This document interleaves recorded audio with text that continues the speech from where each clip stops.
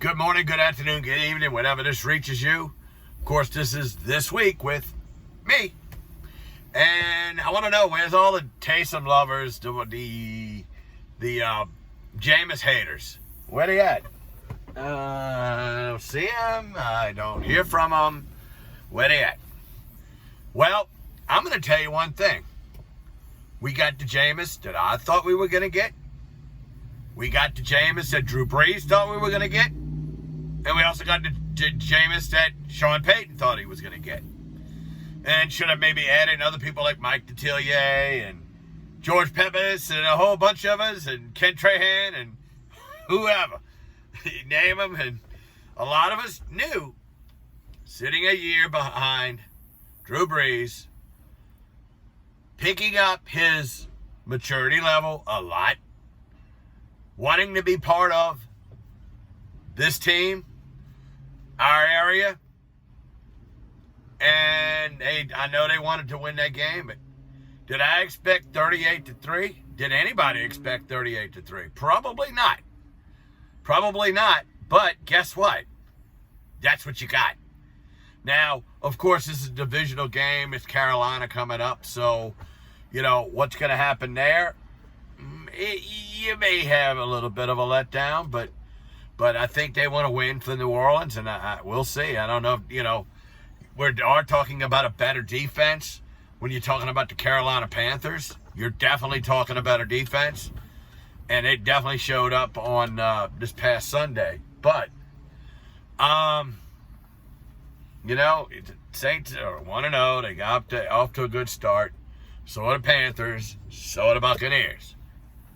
And I don't know. I got a couple of things I said. Yeah, we talked about Drew. I got something about Drew I'm going to bring up too. But something about TB12 too. You hear the latest? He's going to be George Blanda. We'll talk about that in a little bit. I want to get back to the Saints. Yeah, that was total domination. I mean, how did Keyshawn Johnson put it? Of course, I'm going to use a word that he didn't use because he was on radio. I'm on YouTube. Yeah. He said that was just an old-fashioned butt whipping. I was going to say ass whipping, but hey, whatever. But man, that was just a spanking. And I'm wondering about Aaron Rodgers. He kept saying he didn't want to go back. They brought him back. And I'm wondering, they made a mistake by bringing him back. I don't know. They want to block for him. I don't know if... Seemed like they blocked better when Jordan Love was in the game. That's just me thinking. But I think they were blocking better. I think they really were blocking better. But that's a pretty suspect offensive line. And that was a big problem for Aaron Rodgers. And you just got to wonder if maybe there's something there.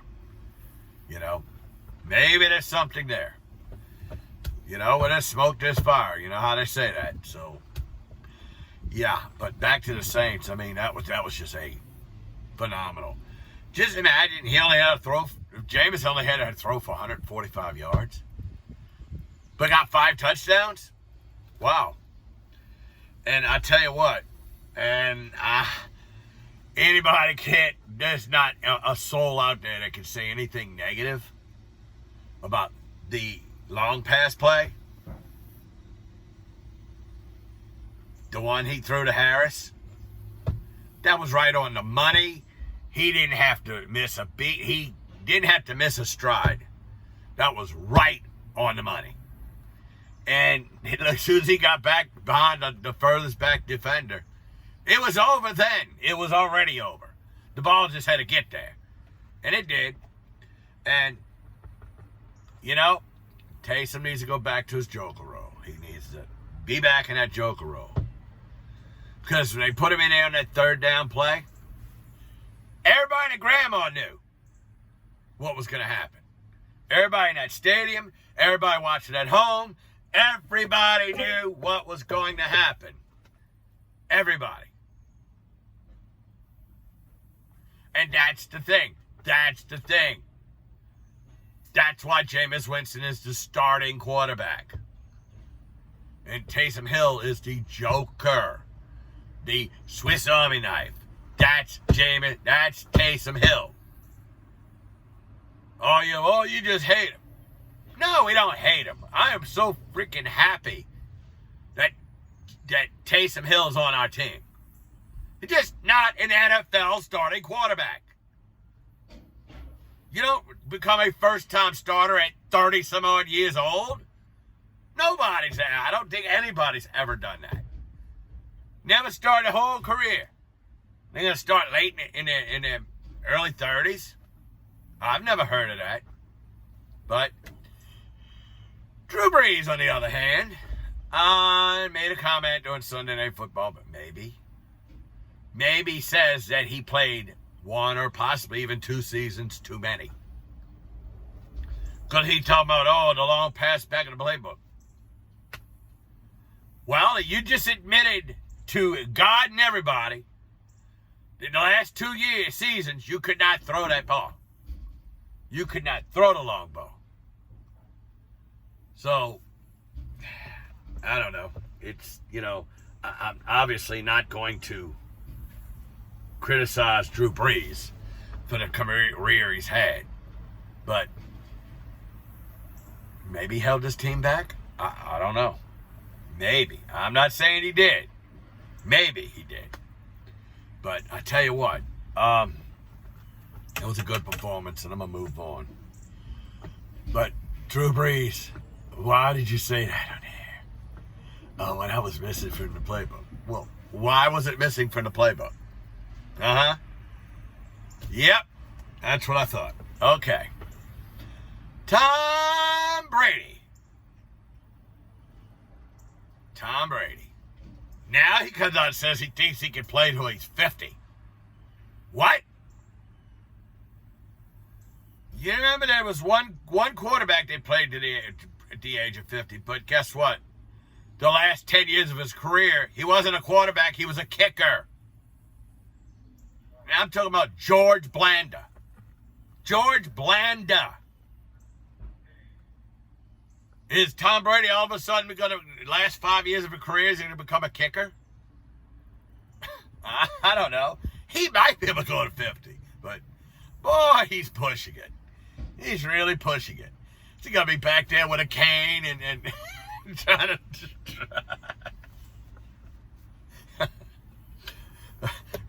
That isn't the greatest offensive line in the world he plays with, but I know he gets rid of the ball so fast. So, hey, if he doesn't get hit, he doesn't get hurt, sure, why not? We'll see. But, I mean, George Blanda played to the age of 50, but like we said, from 41 to 50, he was a place kicker only. Yeah, he was one of those throwback guys that was the quarterback and the place kick until the end. And that's when they brought in Kenny the Snake Stabler. And all he had to do was kick. So, but, hey, Tom Brady, if you can play to 50, my hat's off to you. Believe me, my hat's off to you if you can do it. Okay, moving on. LSU.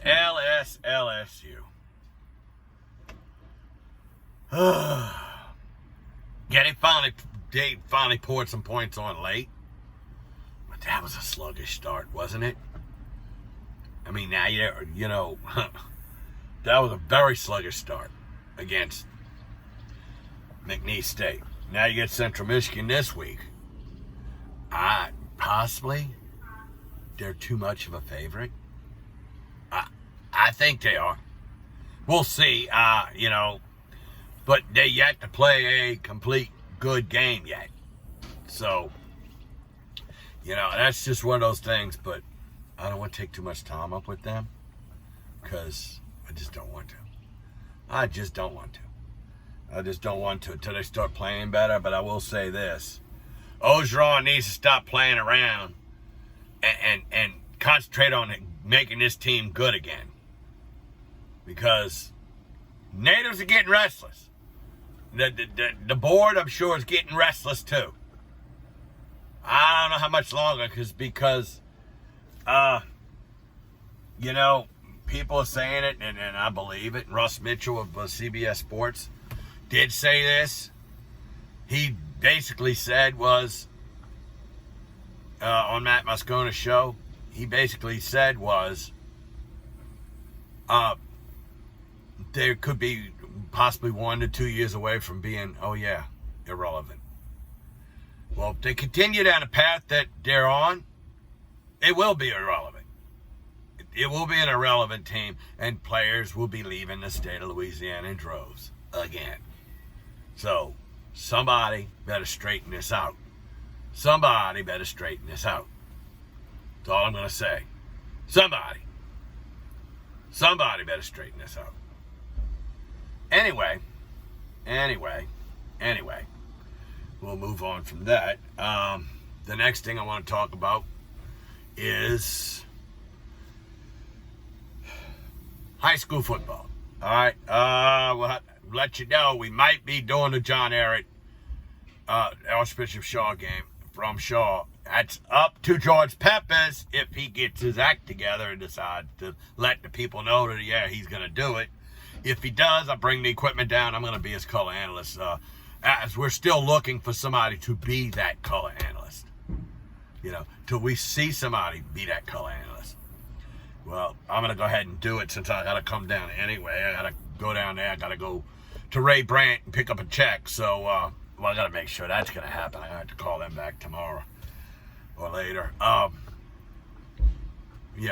might have to go. Well, I have to go tomorrow. I have to go Saturday to do that at least. But if we get it, we get it. But we do have football tonight. Okay, if you're watching this on Thursday, we do have football tonight. St. James and LB Landry playing up at Mumford Stadium at Southern University, and that's tonight. Pre-game 6:45, kickoff at 7. VK Jones will bring you the live play-by-play action of that. Good to see him back on the network, and it's a St. James production, but he's putting on the audio's coming on the Jam Sports Network tonight. So I'm glad to be able to do that, to bring that to you. West Jefferson, on the other hand, will play their first game in the regular season next Friday night against the John Ehret Patriots. So more than likely, if George can't make that game, we'll just make everybody come to our broadcast. So that'll work for me. That'll work for everybody involved. But we'll see how everything's going to work. So he's supposed to be working 6 to 6 for 3 weeks straight. Now, can he get away from JPSO, get over to the stadium, and get the equipment set up? I don't know. Maybe I can get there early enough, set up mine, set up his, and then all he has to do is come in and do it. And then do the Ehret broadcast. But we'll see. We'll see how that works. But hopefully we're doing that Saturday. And still need a call analyst for John Ehret as well. That's something we definitely need to do. Just trying to think. Is there anything else I wanted to mention before I do a little sign off? I can go off a little early, but I had 10 days. But yeah, it was good to do that video while I was in Houston. Right now, I'm sitting in the back of Walmart number 531 on Ambassador Caffrey Parkway in Lafayette. That's where I'm doing this from. Why I decided to do a plug for him? I don't know. Who knows? Anyway, oh my God. It's just one of those things when you look at it, it's like, but yeah, that Saints thing, that was good. Yeah, now if we do, okay. I don't want to do doo-doo, but if we are to do the John Ehret game, I'm probably going to go ahead and do Saturday morning at morning call. May go ahead and just do Bayou State Sports Saturday and put it on the air. We might come on a little bit early. Maybe I'll go 7:30 to 9:30. I'll see, but I got to know by today. Hopefully I know by the latest tomorrow, but hopefully by today I'll know it. Anyway, you know how I'm a YouNow broadcaster and all that. Yeah, I did get the 1K fans over the last Friday. Then we dropped all the way back down to 995. Some people got suspended. accounts and stuff, and that all got corrected, so I'm back up to 1K. So that's good.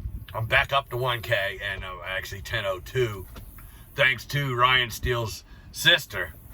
Yeah, she's the one who hooked me up with 1002. So hopefully it sticks this time, and I can start growing it up, because I got to get to 2K before I can even think about being partnered. So that's something that's a goal of mine. If I could do it, just broadcast 3 days a week, 3 broadcasts a week, that's pretty good. That's pretty good. But I'm 8 props away from getting up to level 70, which that will still leave me 10 spots away from level 80 and getting the props chest. But who knows? That might still happen before the end of the year. I made it to day 291 there. But tell you what, knowing people internationally and stuff, I do want to send out a shout out.